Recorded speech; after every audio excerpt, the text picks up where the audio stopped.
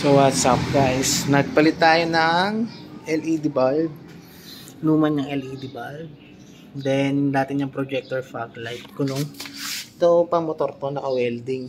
So may naka-welding pang bracket dun sa likod, ito na tinanggal. So ito yung kinabit nating LED bulb, yan, kabila,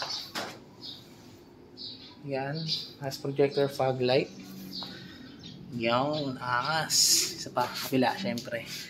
Yan, so Mitsubishi Adventure GLX. So testing tayo. So output ng fog light,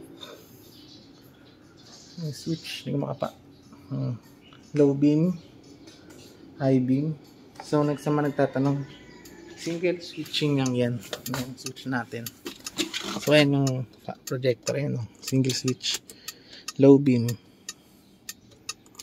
high beam. So headlight low beam, high beam, ayan yung high beam.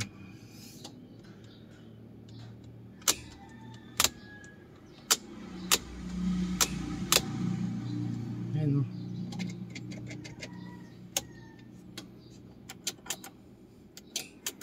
So projector natin single color lang. Sobrang wide nito guys.